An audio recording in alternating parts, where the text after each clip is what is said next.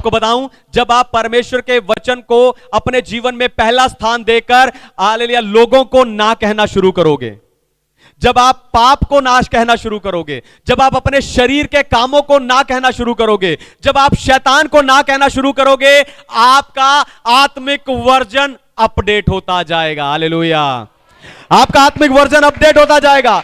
आप परमेश्वर में बढ़ते जाओगे, परमेश्वर आपसे प्रसन्न होंगे।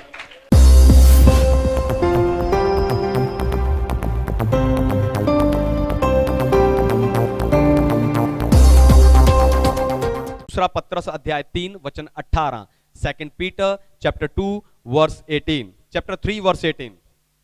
पर हमारे प्रभु और उद्धारकर्ता यीशु मसीह के अनुग्रह और पहचान में बढ़ते जाओ, उसी की महिमा अब भी हो और युग न युग होती रहे। आमीन, आमीन, हालेलुया।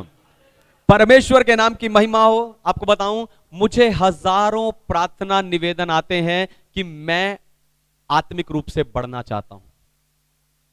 पास्टर जी मेरे लिए प्रार्थना करो, मैं आत्मिक रूप से बढ़ना चाहता हूं।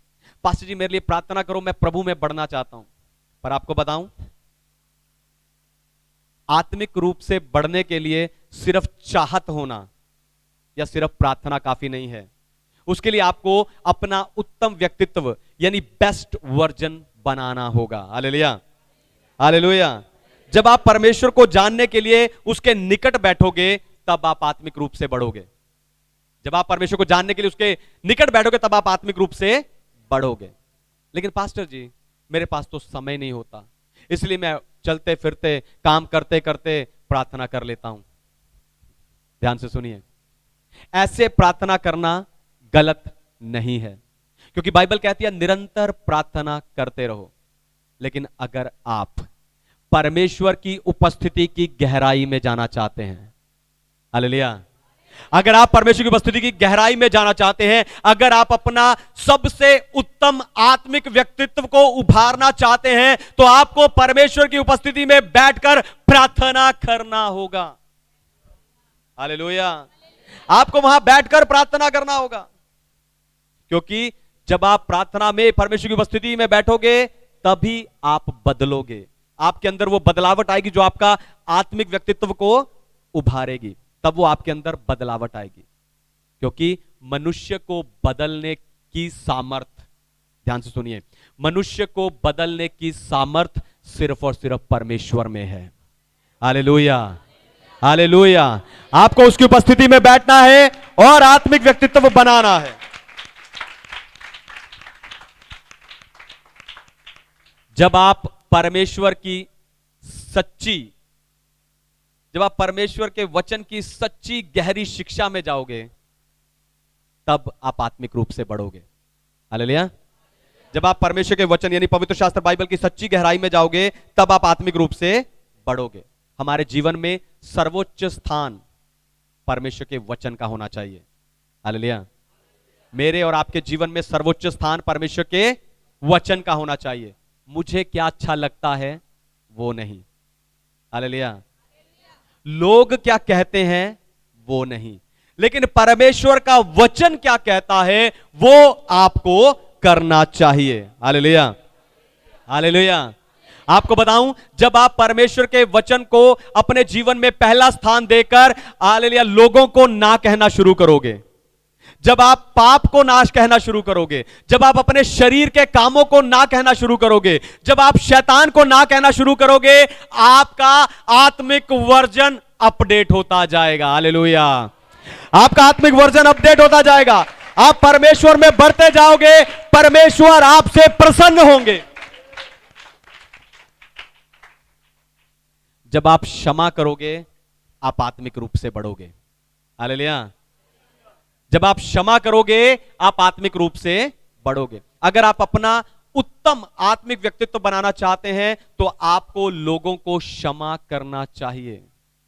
हालेलुया। आपको लोगों को,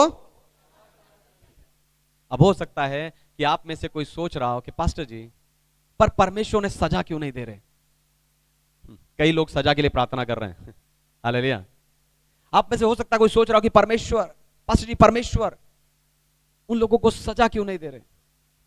ध्यान से सुनिए, परमेश्वर पापी को या आपके साथ बुरा करने वाले को सजा नहीं दे रहे क्योंकि आपने उन्हें माफ नहीं किया। हालेलुया। आपने उन्हें परमेश्वर के हाथ में सौंपने की बजाय अपने हाथ में रखा हुआ है, इसलिए परमेश्वर ने उन्हें सजा नहीं दिया। जब याकूब मर गया तो यूसुफ के भाई डरने लगे कि शायद अब यूसुफ हमसे उसके साथ की हुई बुराई का बदला लेगा। लेकिन यूसुफ ने कहा, क्या मैं परमेश्वर हूं? मेरे भाइयों क्यों डर रहे हो? क्या मैं परमेश्वर हूं जो तुम्हें सजा दूं? Hallelujah, hallelujah.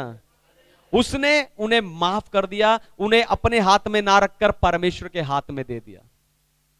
हालेलुया। दूसरा, आप आज्ञाकारी नहीं हो। आपको सताने वाले या पापी क्यों सजा नहीं मिल रही? क्योंकि आप आज्ञाकारी। दूसरा कुरिन्थियों 10 अध्याय 6 वचन कहता है कि जब तुम्हारा आज्ञा पालन पूरा होगा तब परमेश्वर आज्ञा ना मानने वालों से पलटा लेगा। हालेलुया। दोबारा सुनिए, ध्यान से सुनिए। दूसरा कुरिन्थियों 10 अध्याय 6 वचन कहता है कि जब तुम्हारा आज्ञा पालन पूरा होगा तब परमेश्वर आज्ञा ना मानने वाले से पलटा लेगा। हालेलुया। इसलिए अपने जीवन में देखिए कि आप जीवन के किन हिस्सों में अभी आज्ञाकारी नहीं हैं। हालेलुया। क्या प्रार्थना करने में, क्या प्रेम करने में, क्या दशमांश देने में, क्या क्षमा करने में, क्या सेवा करने में, आप किन बातों में अभी भी आज्ञाकारी नहीं हैं? जब आप अपने जीवन के उन हिस्सों में आज्ञाकारी होंगे, परमेश्वर आपका पलटा लेगा और आपका आत्मिक व्यक्तित्व उभरेगा।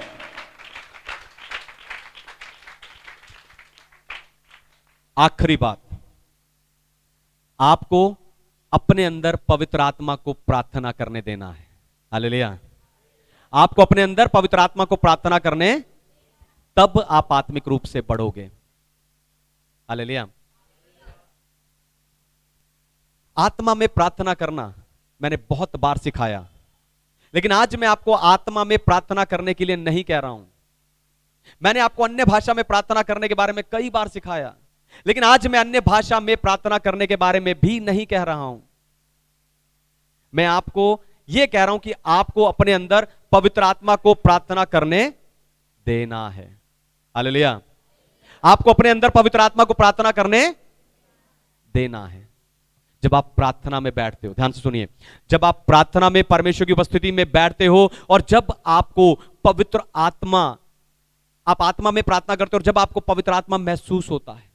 हालेलुया। आप प्रार्थना में बैठ गए, आप आत्मा में प्रार्थना कर रहे हो, आप अन्य भाषा में प्रार्थना करो, जब आपको पवित्र आत्मा की उपस्थिति महसूस होती है, उस समय आपको अपने शरीर का सारा नियंत्रण पवित्र आत्मा को दे देना है और उससे कहना कि आप मेरे अंदर प्रार्थना करें। हालेलुया।